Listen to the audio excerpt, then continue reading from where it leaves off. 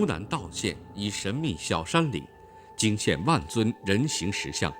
造型各异，制作年代延续了数千年。那么，这些数量众多的石像究竟是如何制作出来的？又为什么会被放置在这里？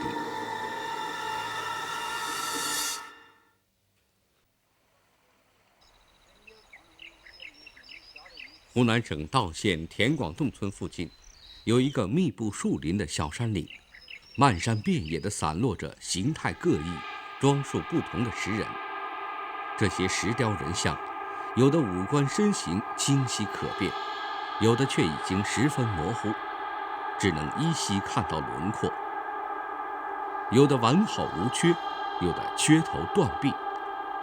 有的是普通的百姓，有的是跃马仗剑、威风凛凛的武官，有的是手持朝户、神色庄严的文官，有的近1米高，有的却只有10几厘米。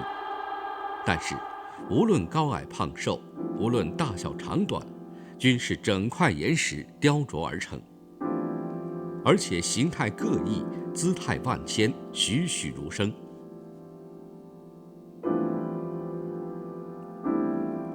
这些石人在鬼仔岭的地面、地下、水塘里都有存在，而且据估算，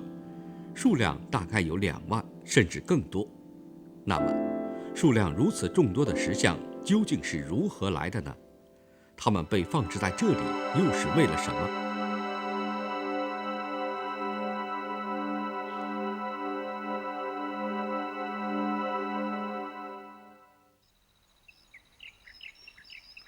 众多的疑问引起了各方专家学者的极大关注。刘卫东，北京石刻艺术博物馆的副研究馆员，是专门从事古代石刻研究工作的专家。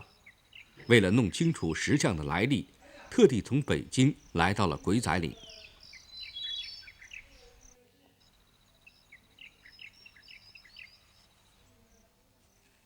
当听说有这个石雕像这么多的时候啊，根本就不敢相信。因为什么呀？因为我查阅了一下古代的这个石雕艺术史，或回忆了一下我所知道的这些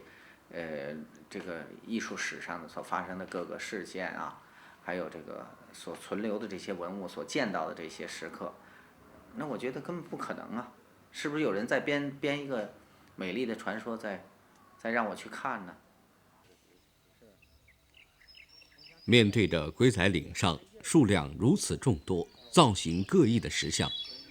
刘卫东的心里也是充满了巨大的震撼，而同时也给他带来了众多的疑问。带着疑问，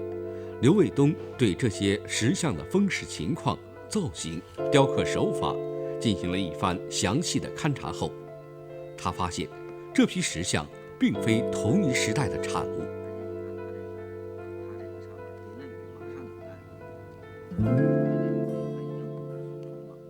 那么我通过发现这些石人这个雕像啊，从他的刀工刻法，从他的造型，从他的这个表皮的这个次生物的变化，就是上面的有一些物理和化学的变化，石质表皮，它的这些东西，这些变化，这些参照物来讲呢，我认为呢，它可以分这么三个期限，然后当然还有文献的作用。比如说第一期，我认为就是4000年左右，然后其中呢还有一部分呢，我认为是2000年。为什么？因为它的刀工刻法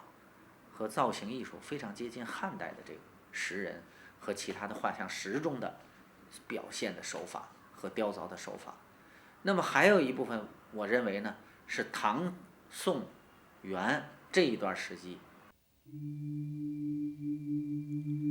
通过现场研究，刘卫东认为，石像中像这种由于风蚀严重，轮廓已经非常模糊，而且造型相对比较接近的，属于最早一批的，大概距今有4000年，而且这批石像全都是百姓造型。对于这些五官清晰、凿痕还很明显的石像，而且在造型上与第一期有少许变化的，是属于秦汉时期。这一时期的石像已经出现了文官和武官的造型，